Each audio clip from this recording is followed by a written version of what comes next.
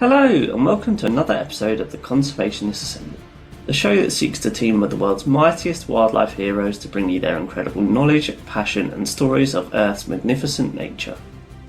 Whether you're a seasoned veteran in conservation or new to wildlife advocacy, this is the show for you. I am your host, Johnny Bloxham, and each week I'll be bringing you an expert guest on a particular species or topic to inform and inspire us as to how we can and are providing a better future for our planet. This week's episode focuses on the Pygmy slow loris, as well as the work of the Kukang rescue program. The Pygmy slow loris is the smallest member of the loris family, and is found throughout Vietnam, Laos, eastern Cambodia and China. This nocturnal and arboreal primate actually has two recognised species, the northern and the southern Pygmy slow loris. Currently classified as endangered with decline in their numbers, exactly how many mature individuals that remain in the wild is unknown. There is still a lot of work left to be done for the Pygmy slow loris, and this episode hopes to raise the profile for this species to inspire action.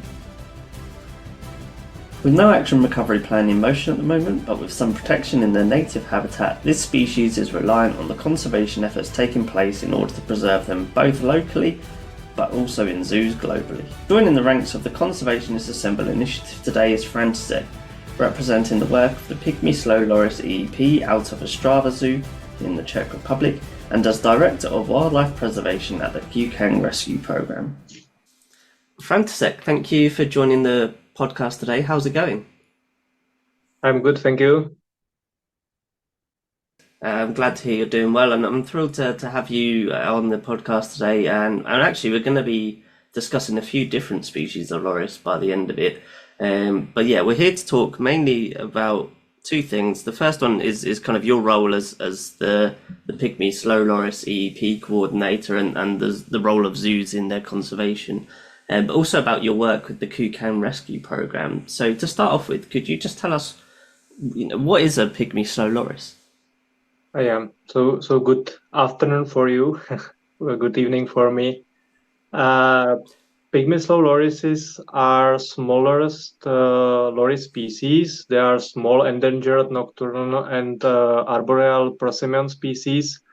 Unlike other primate, it does not leap.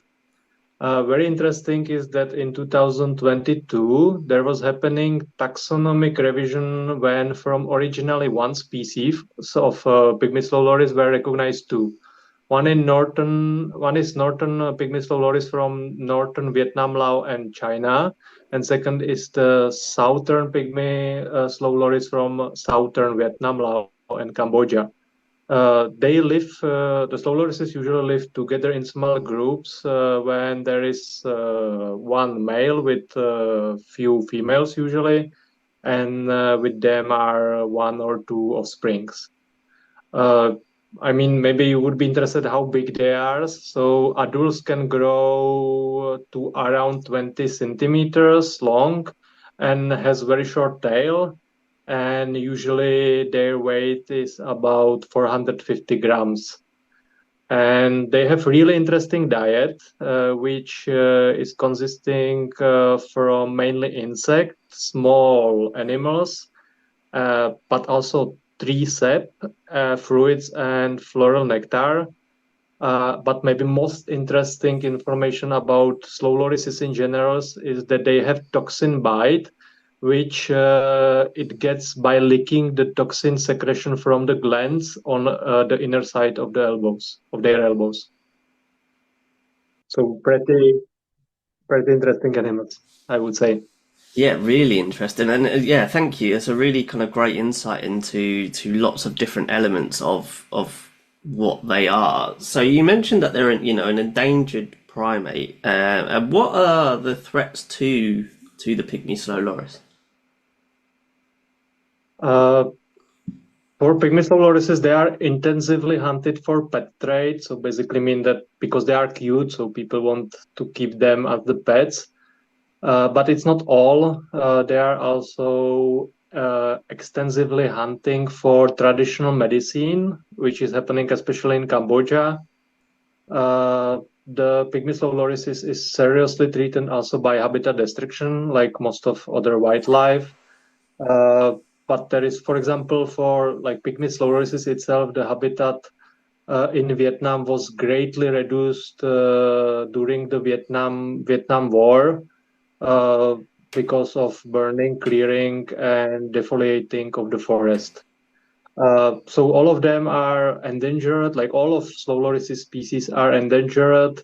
They are listed in Appendix 1 of CITES, and by International Union for Conservation of Nature, they are classified as the endangered species.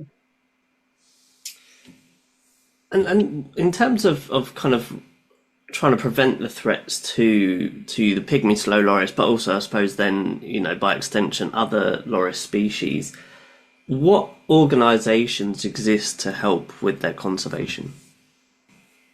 Yeah, if we want to look on everything, then we can say that in each country there is some kind of government body or Ministry of Environment and Forestry, which protect all endangered animals. And in all countries where Pygmy slow lorises occurs, they are legally protected by law by the government.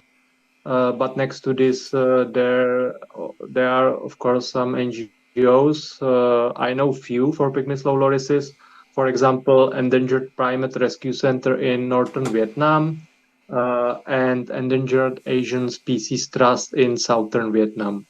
But I would say there is not so many NGOs focusing on protection of slow lorises because sadly, most of NGOs are focusing more on like big charismatic sexy species like our tigers, rhinos, orangutan, elephants, dolphins, and not so many are focusing on small mammals or birds or fish.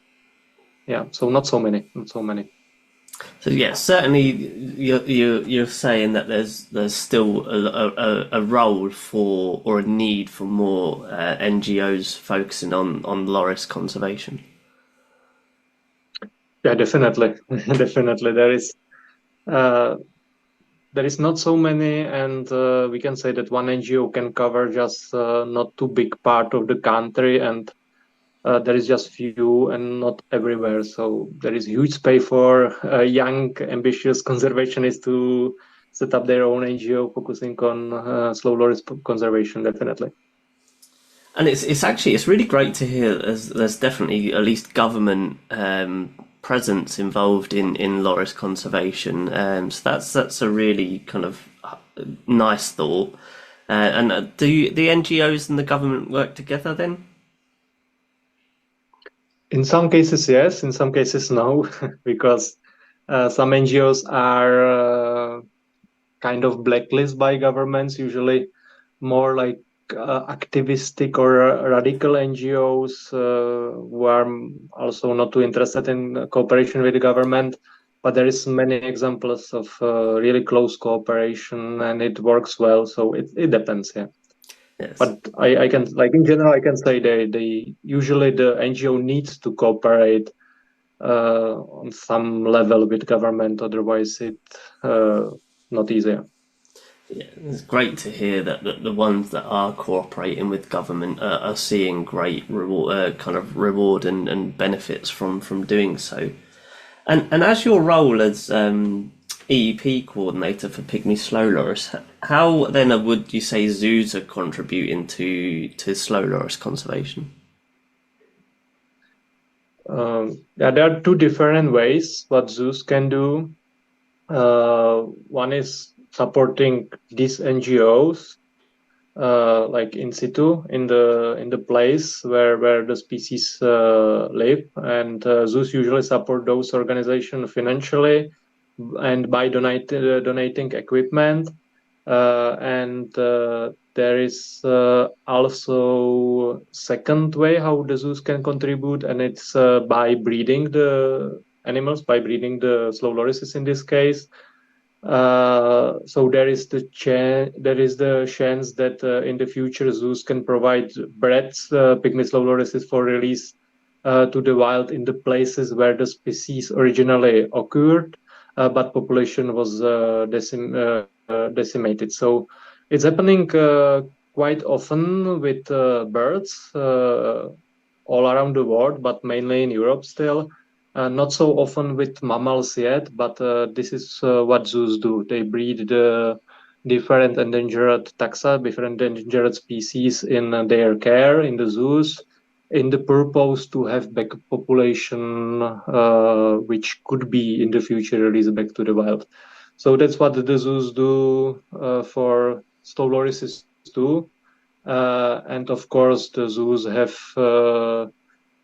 next to this, the zoos has huge power to educate their visitors about the wildlife and their threats. It can motivate millions of the peoples to do something, even for pygmy slow lorises. Next to this, the zoos have also big number of great zoologists and animal keepers who have valuable knowledge about the biology and breeding of animals, and this knowledge may one day be invaluable in the reintroduction animals back into the wild. So also zoos can cooperate with NGOs in the countries who are focusing on rehabilitation, like rescue, rehabilitation, and release, to make sure that there is higher possibility for animals who are released to survive in the wild. Yeah. And let's just talk. So, could you just tell our listeners about the zoo that you are representing today? The my zoo? Yeah. You mean?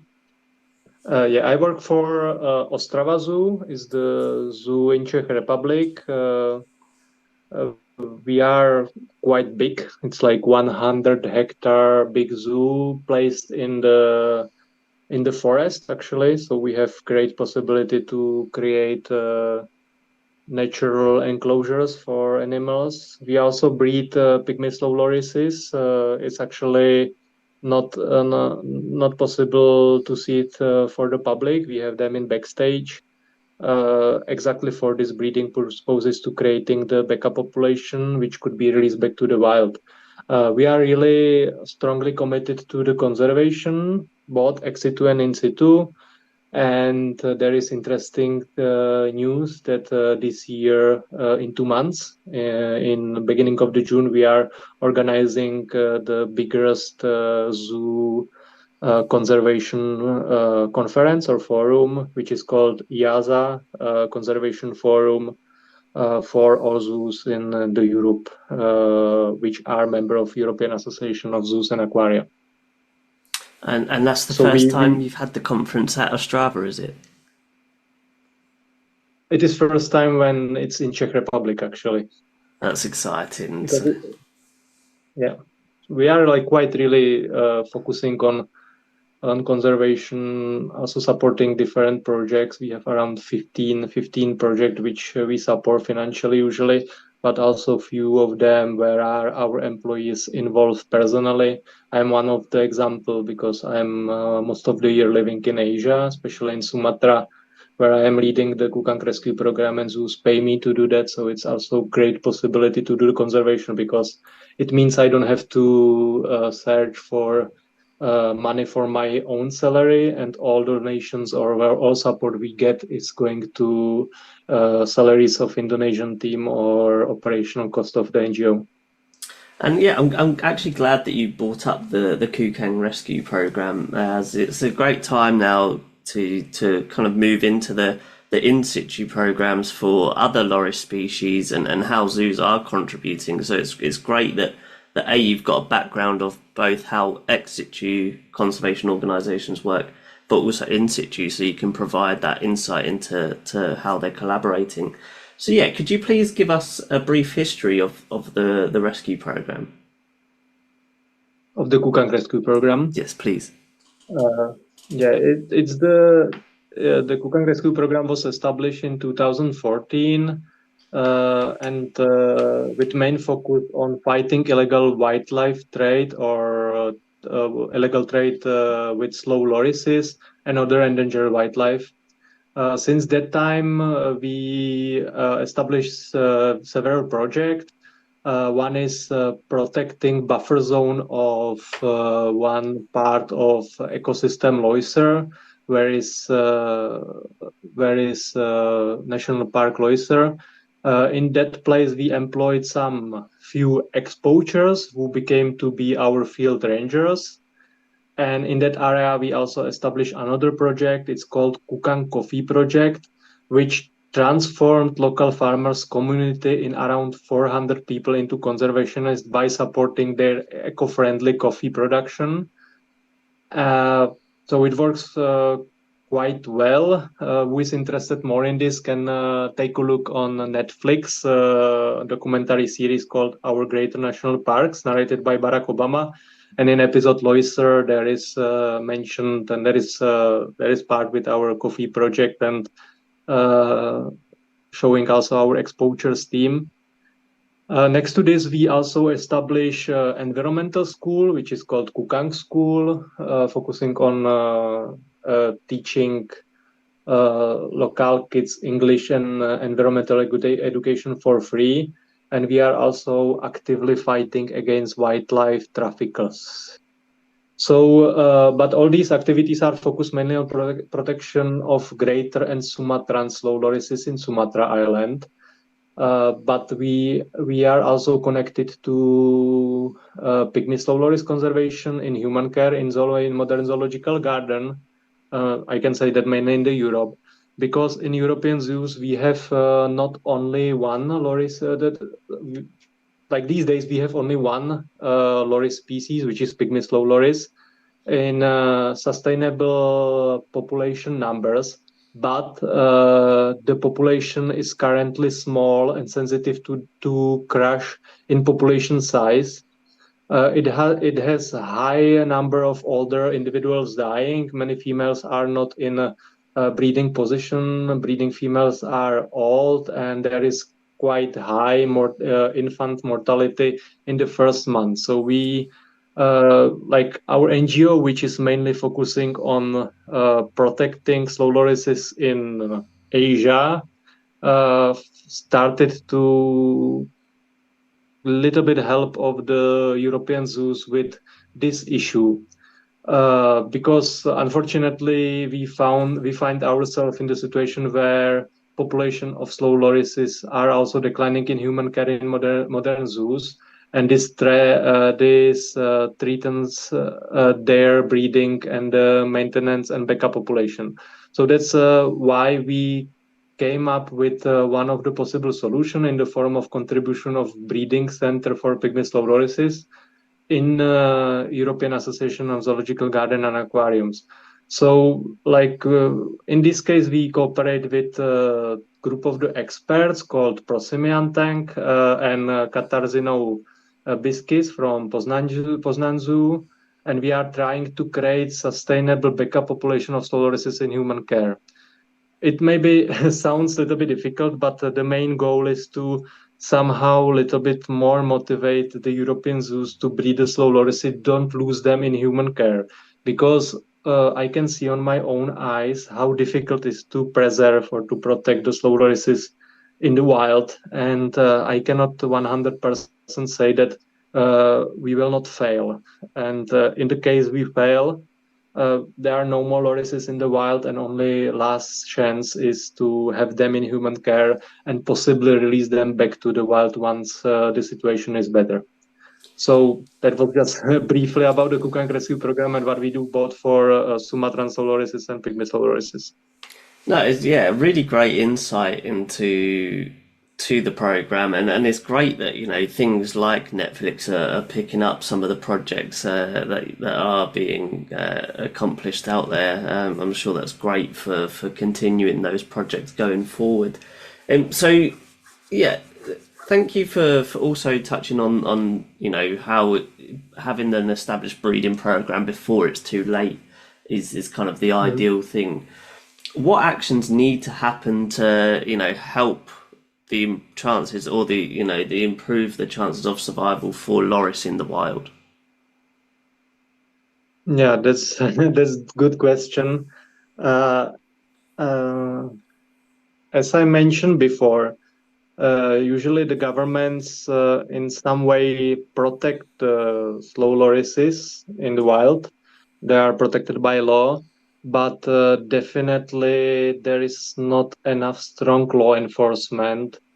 So this law enforcement of wildlife trade have to or need to be improved. So because the slow lorises are mainly threat by wildlife trade next to the habitat destruction, which is for all species.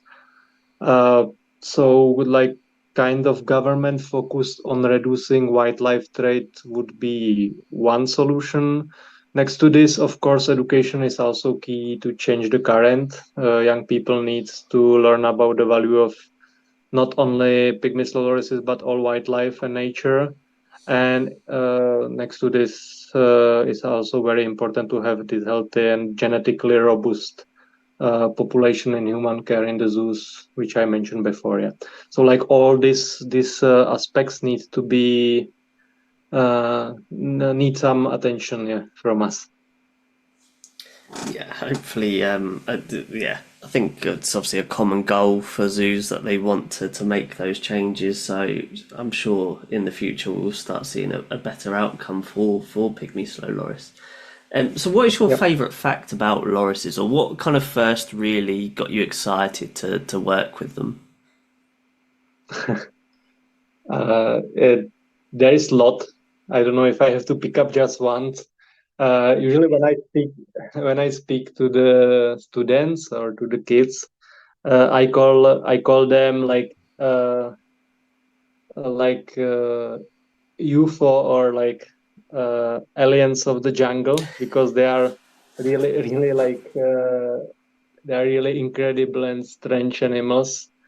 Uh, they have a big amount of specialties, like they are eating this tree gum with their special tooth combs which they have in the lower jaw. But my favorite one is that there are only one venomous primate in the world. So that no one would expect from slow lorises, because they are cute, really like slowly moving, big eyes, nocturnal primates, and everyone want to cuddle them. But if you will try to cuddle them, they will bite you and you can die because they are poison. So that's my favorite fact. Yeah, that's actually really interesting. So yeah, I suppose what purpose does having that toxin provide for a loris? Yeah, actually, they have in the inner side of the elbows, they have the glands that produce the toxin, and it's not poison yet. They need to lick it and mix with saliva in the mouth, and then they have there is happening this chemistry magic when it becomes to be poison, and then they have it in the mouth, and once they bite you, you can get it to your blood, and then something bad can happen. But I can say that they are not too poisonous, like for example the cobras or like poisonous snakes. It's more like poison of wasp or Right. something like that, like stronger, yeah, stronger. So usually, if slow loris bite you, it will be definitely painful. There will be a lot of blood, and you will get some infection inside. But if you are not allergic on slow loris poison, then you would not die. You would survive. So it is purely a defense response from to stop them from being predated upon initially, and obviously the risk of humans being bitten is because that's an unnatural threat. Yeah, we don't know much about the slow lorises, to be honest. Like there is still needed to be a lot of research and to be sure about these things. But what is the theory, and that's probably true in this case, is that they use the poison for fighting each other. Like the males usually are quite territorial and the territorial animals, so the males are fighting for territory for females.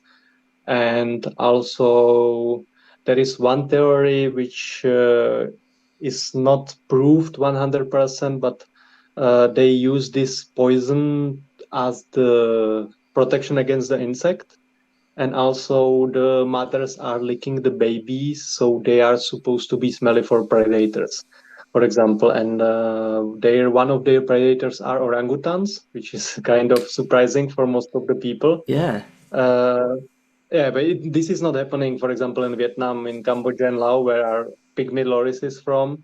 But this is happening in Indonesia, where our greater slow loris or Sumatran slow loris is from. They often meet with orangutans, and if orangutans catch them, they could be eaten by them. Yeah, to be fair, that Yeah, surprised me. I'm one of those people that's surprised by that. I would not have considered a orangutan as a predator for a loris. yeah, not so many people. They are cute. Orangutans too, right? Yeah.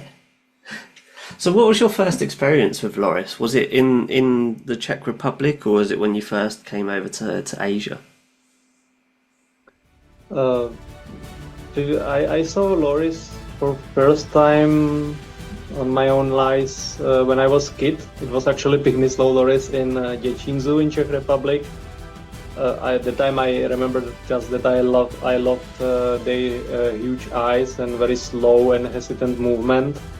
Uh, but that's just like brief memory, and then I really meet them when I knew it's slow loris. It was in Indonesia in wildlife trade market, yeah, in the streets in the small cages.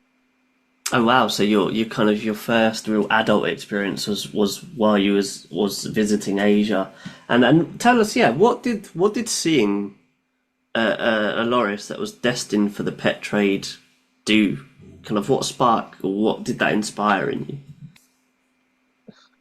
Yeah, it was the time I did my diploma thesis about illegal wildlife trade, so I was kind of prepared for this to see. So yeah, of course, it was sad to see it, like kind of emotional to watch these cute animals in small cage.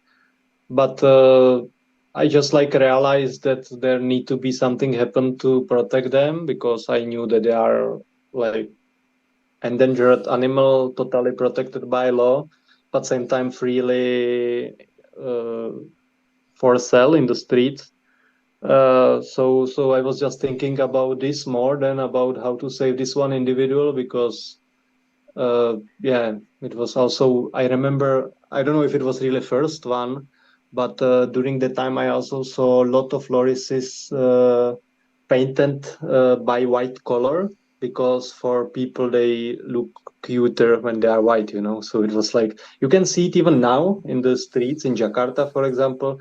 They are usually baby macaques painted on white, because they just like it. So I saw also lorises, so it was like, yeah, like big experience set, but I was prepared for this to see that time. Yeah.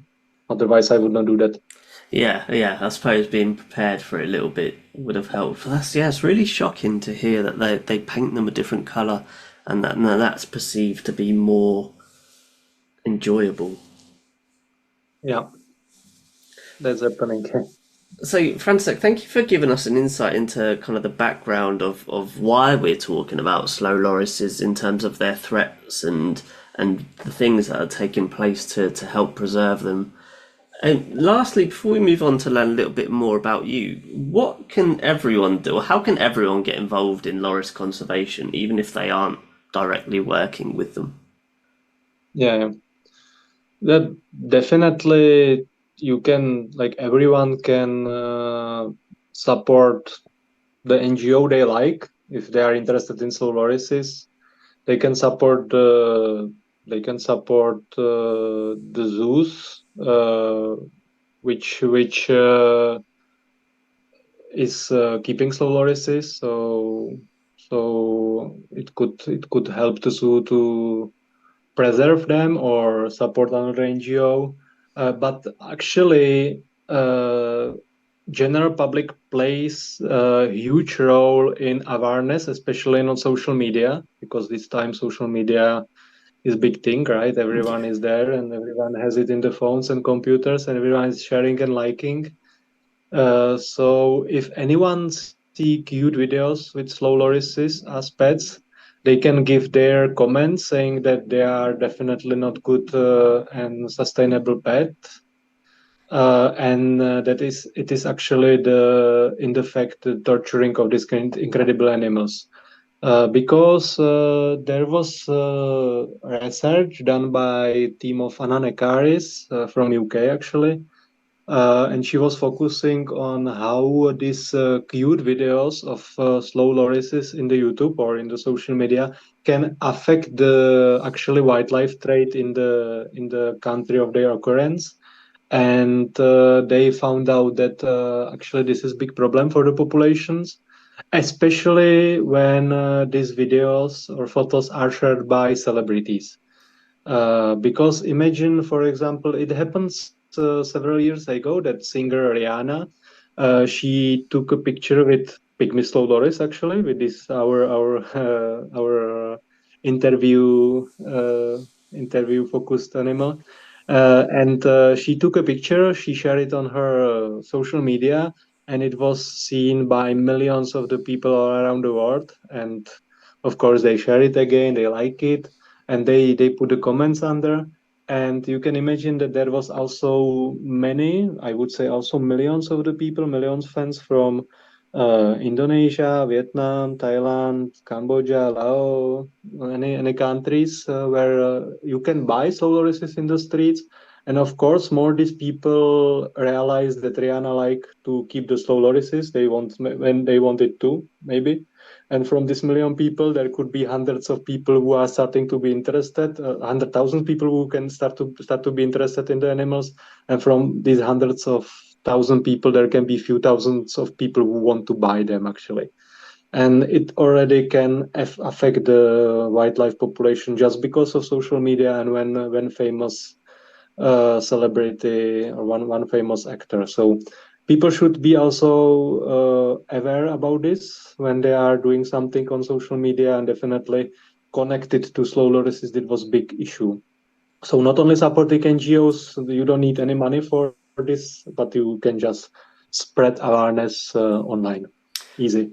Yeah, certainly a great point of being responsible on social media to what kind of actions you're promoting, and certainly I suppose highlighting the importance of how actually celebrity endorsement, if used correctly, could be great for conservation, but also, like you say, in the wrong hands can be incredibly detrimental. Yeah. Yeah, it works on both sides. So, for example, Leonardo DiCaprio is doing great job for fighting climate change or for conservation itself, and there is many of them. But at the same time, some of them are not too responsible, like Leonardo. And so, moving away from the Loris now, could you just tell us how you got to where you are in your career? What journey did your career path take to allow you to get to where you are today?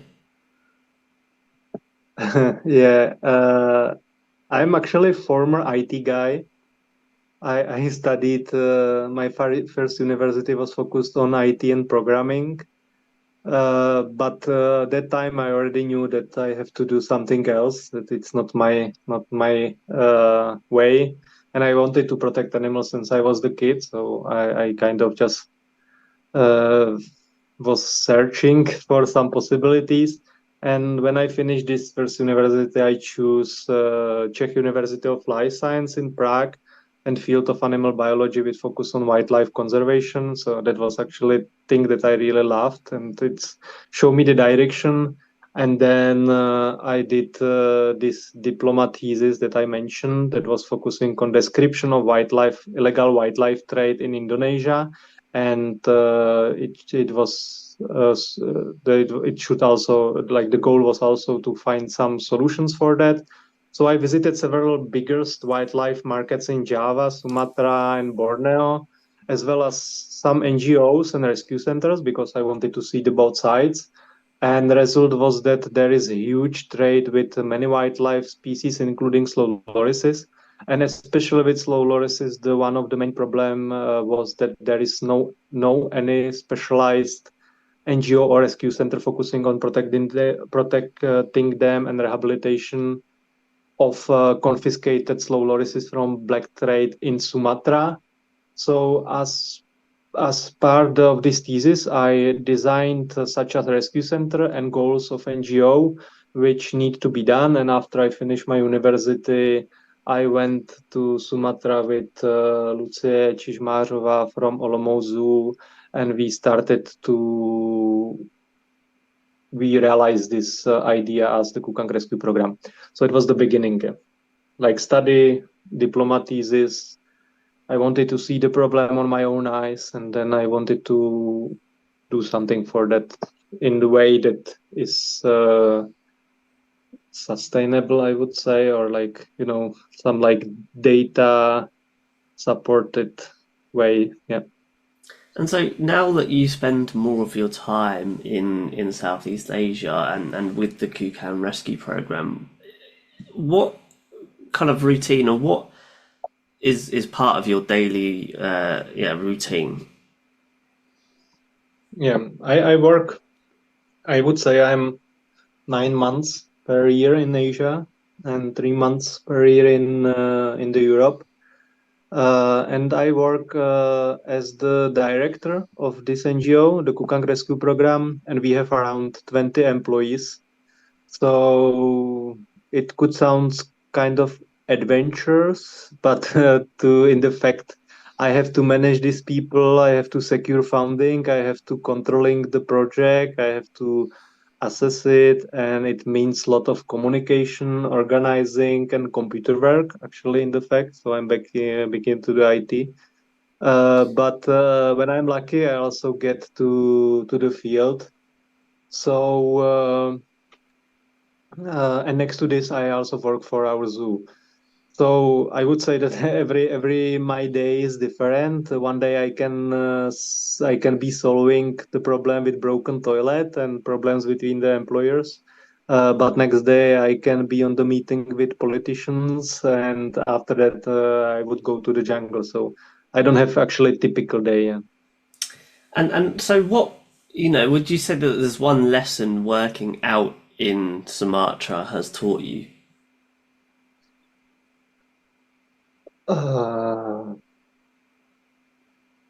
Working in Sumatra. Yeah, what have you learned from working in Sumatra compared to working in the Czech Republic?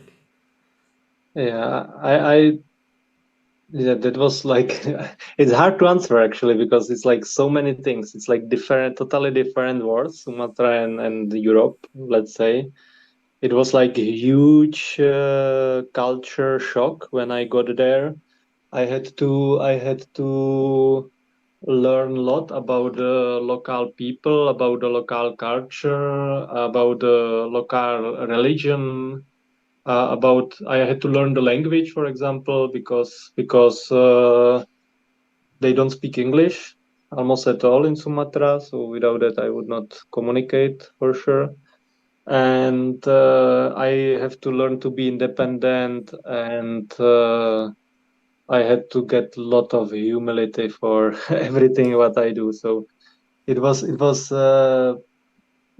like totally different world for me. It was, and I'm glad that on the beginning it was quite slowly because I had time to learn everything and realize that, for example, I cannot bring my European ideas to Indonesian Sumatran people, and I have to do it in kind of their way, but same time bring something positive from, I can say, the way that I think is the correct. So like learning, and but if I would say one word, it's humility.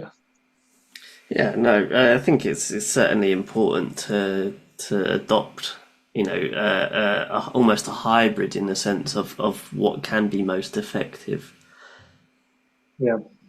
So, what surprised you most when you first moved out to Asia?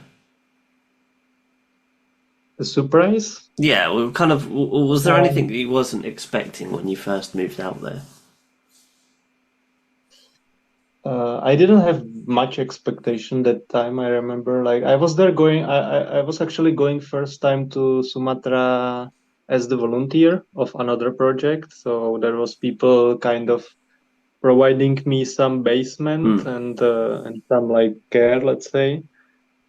So it was not really like random traveling first time, and like bigger surprise was like weather, language, the prices, the food. I don't know. I cannot choose one. It's like I think it's also it would sound strange for listeners that because I think you need to try it on your own skin and then Sure. Yeah. you will realize that how difficult is this to describe. Yeah. So yeah, Frantisek, thank you for kind of giving us an insight into your career and how you got to where you are. We're just going to finish with some light-hearted questions just to learn a little bit more about what makes you tick, kind of thing. So, are there any dream species that you'd love to see in the wild? For me to see any species is an incredible experience, but I always wanted to see the pangolin for many years. But I was lucky to see it in our field area already, Oh, like amazing. 7 months ago. So this dream species happened already. But yeah, I can say that because we are employing one ex pangolin poacher that was really like poaching them in huge amounts before, and because we eliminated this poaching in that Loisra ecosystem area, then they are slowly coming back. So we are happy about it. But I would love to see the blue whale underwater in the ocean. That would be nice. I think it has to be a breathtaking experience to see something too massive. Yeah, both great answers and amazing that you've been able to see pangolins, but also equally as amazing to hear that actually the population is hopefully facing a better future, in at least in that area of the world. Yeah. Are there any other countries or continents that you'd love to visit? I saw quite a lot already, so I definitely cannot complain about this, but I would love to visit Australia one day. Nice, yeah, some great wildlife out there. Yeah, definitely. And kind of protected compared to other places. Yeah, definitely. So when you're not working, how do you relax in Sumatra? Uh, I love going to the gym where I kept my physical condition. I not in Sumatra, but when I'm in the Czech, I love playing golf. If I have a little bit more of time, it's a little bit strange hobby for conservationists, I know. But I can say that conservation work is my biggest hobby actually, and life mission. So I don't feel like working when I do what makes me happy. So once I will be old, if I will survive until that time, actually, I want to look back and be sure that I did my part to the maximum to save or protect as much animal as possible. So I try to work a lot, but yeah, I like sport. I like to meeting the friends, and actually, since we started with this coffee project, I also like to spending time in coffee shops. Yeah, I suppose a very good point in a sense that when you enjoy what you do, it's not surprising that is what you want to do most of the time. Yeah. How can our listeners keep up to date with the work of the Kukang Rescue Program and Ostrava Zoo? Of course, we have social media, so everyone interested, it's easy to tap Ostrava, Zoo Ostrava or Kukang Rescue Program on Facebook or Instagram or YouTube and on our website. But during the last 2 years, yeah, that would be interesting to say maybe. During last 2 years, I was creating quite a lot of documentary movies. This year we are releasing one documentary movie called Kukang movie.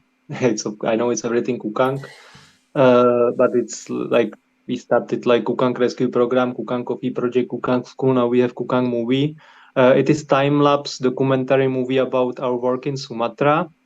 So now it will be in some festivals, TV, and soon also online. So I think if anyone is interested to see how difficult it is to work in conservation of slow lorises in Sumatra, this would be best, because it's like time-lapse documentary showing also not only successes but also the problems we have. And next to this, during last 2 years, we were filming documentary series actually about the role of the zoos in wildlife conservation. It will be 6 episodes about different project and conservation approaches, all connected to zoos. Each episode will happen partly in the zoo and partly in the project sites, like it's Vietnam, Indonesia, Philippines, Spain, and Czech Republic.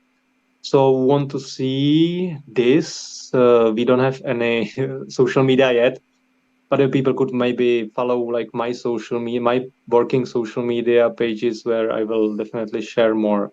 And this would be really interesting for the people, because like maybe the people who like listen this podcast, because it is both connected to ex situ conservation, connected to the zoos, but same time it's kind of exotic because it happening in these countries I mentioned, and it is all about the conservation in different approaches, different projects.